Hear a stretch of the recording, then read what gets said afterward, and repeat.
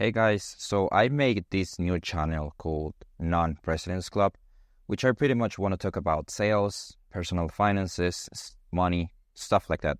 I'm going to start by saying you probably do not need to learn a new skill. That's right. You likely already have the skills you need to start that idea you have been thinking about. The only thing you're missing is execution. I just wanted to make that clear so you can stop procrastinating by watching videos like the best skill in 2026 or learn this skill and become a millionaire.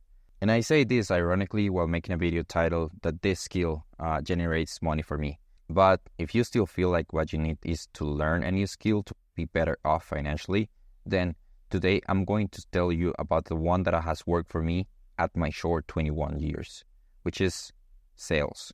Not just any type, I focus more on sales in the tech sector, specifically selling software to businesses. So now, do not think I'm that typical guy who started a company or partnered with someone, created some super fancy software, and now I sell it.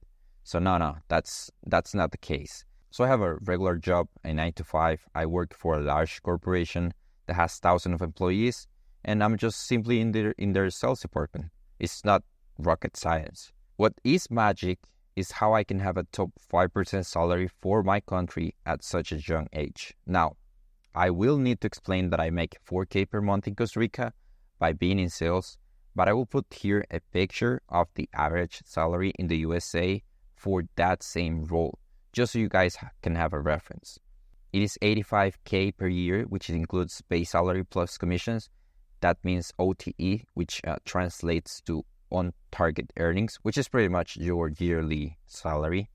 And this is just a reminder that I'm at an entry-level sales role. So more advanced people make well over 6 figures in sales.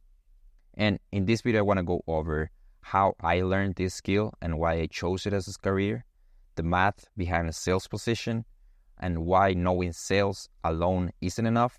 So now, let's get into the good stuff. Okay, so how did I learn about sales? Because to be honest, it's not like this skill is a secret, right?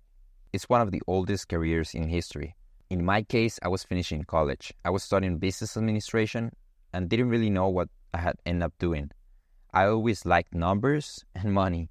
So I started doing some research, and the typical careers I knew paid well were the ones we already all know. Doctors, lawyers, software developers,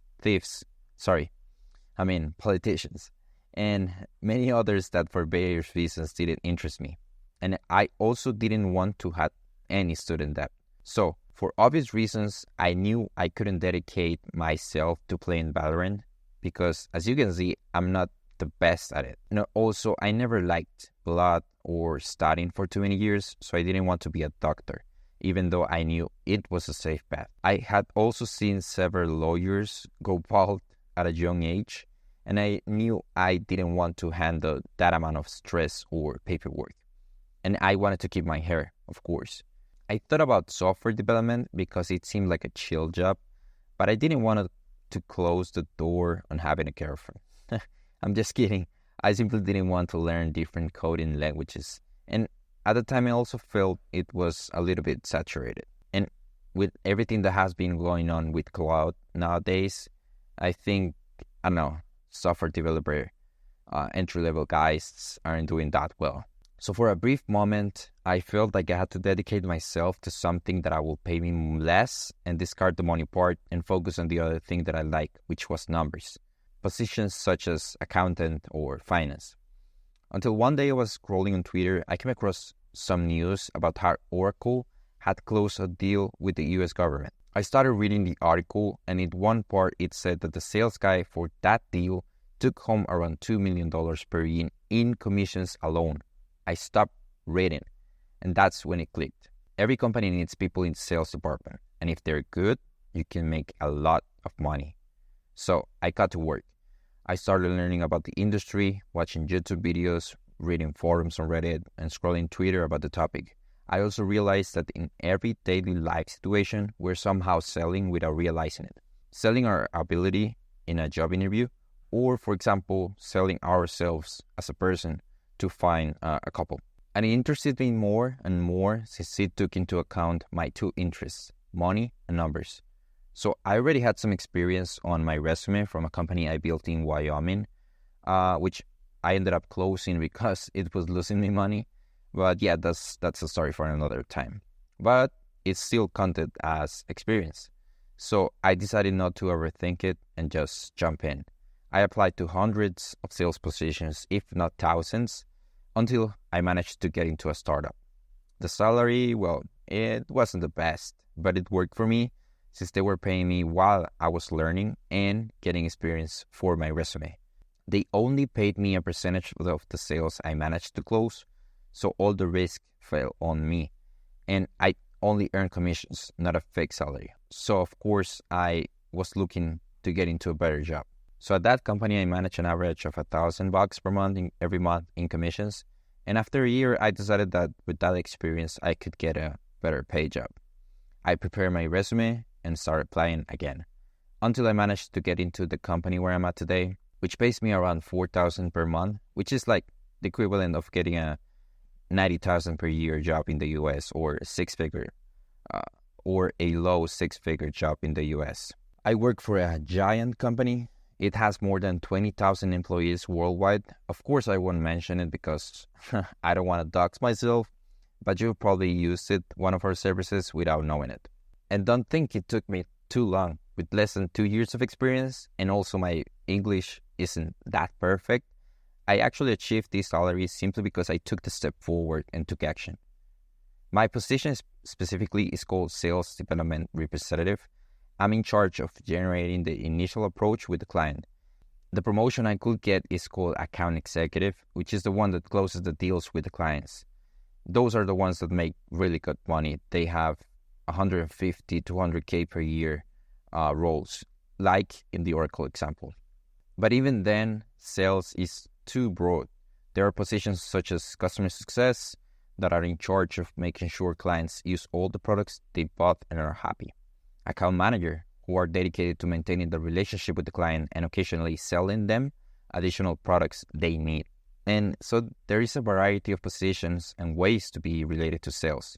And one of the things I liked about sales is that you don't even need to study a college degree to have a job or even get in debt. Maybe some certification here and there if you want to reach more advanced positions. Having learned all these, I also had friends who were in the same situation as me. And since the job market is a shit show, they also needed to get a job anywhere. So I gave them the advice I had taken. Experiment by getting into sales, see how it goes, and from there, you already gain experience, and most importantly, you start making money. I say this so you don't think that if you don't like sales, you have to stay there your whole career. You can simply use it as leverage to later get the job you really like. Now, I want to talk about the math behind a sales position, aka the money. So why did that Oracle salesperson make $2 million in commissions? Because he managed to generate a contract worth $200 million for the company. And he probably also has a fixed salary of around $200K per year, plus those commissions he earns. And it makes all the sense in the world. If you're capable of generating money for a company and they pay you a percentage for what you generate, well, you're incentivized to generate more and more. And the company is incentivized to keep you. It's a vicious cycle, now that I think about it. But this is the business that companies have. Their sales department is what maintains and makes the company grow. It's not the HR department recording TikToks or giving talks. It's not the finance department doing accounting clauses. And it's not the software department coding new products. It's the sales department selling those products and managing to generate real money in the company. Now, with this, I don't want to say that those other positions are not essential. Of course they are. But those departments were created because the company is profitable and needs to solve internal problems.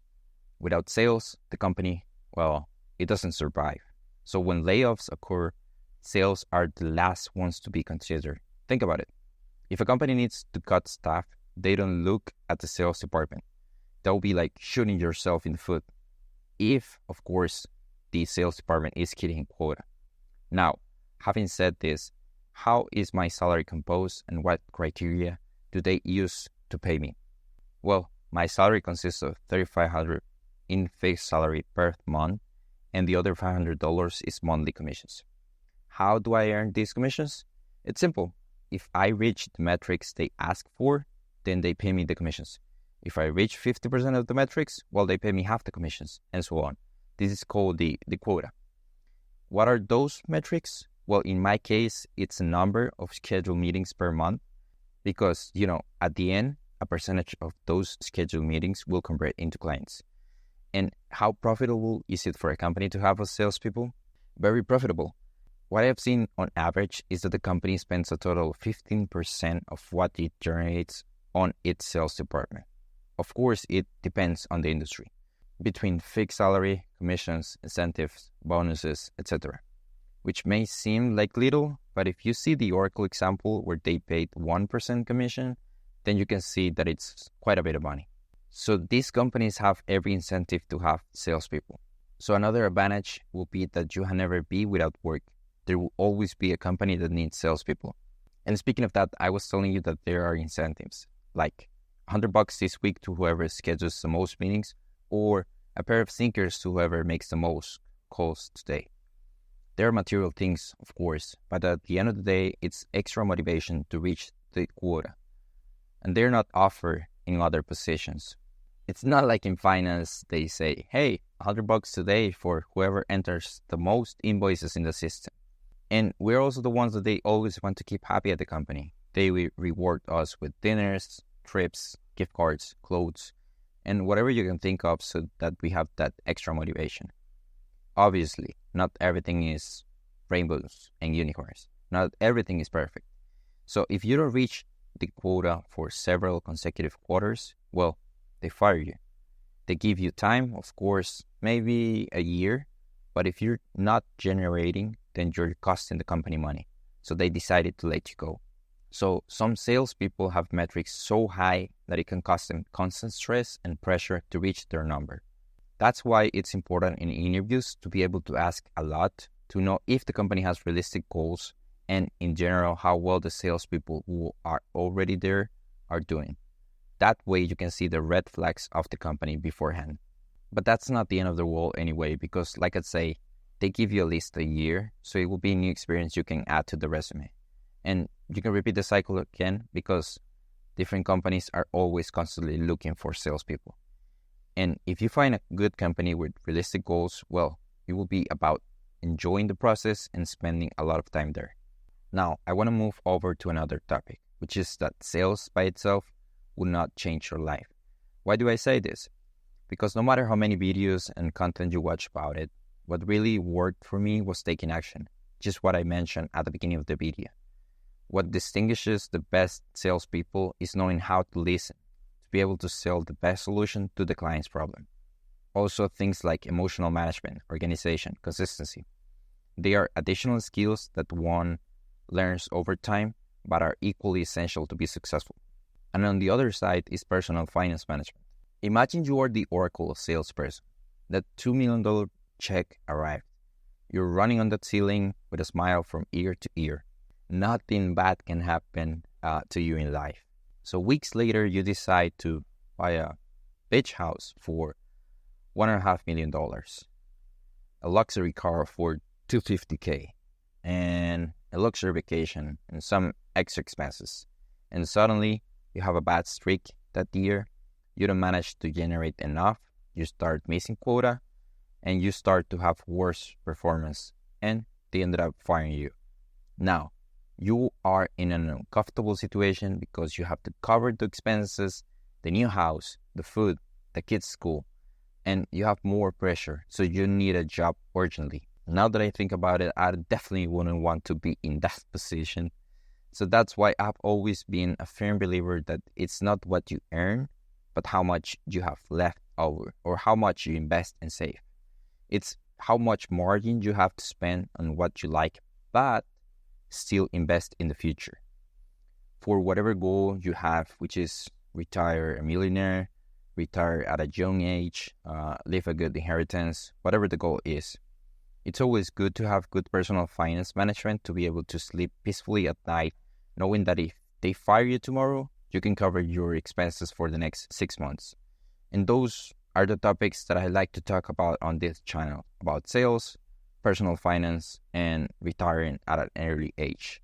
So if you like to learn more about the topic, or simply from time to time you wanted to hear a different opinion on these topics, you can subscribe and we'll grow together. Leave me in the comments what other skills you think is essential to learn and what you thought of the video.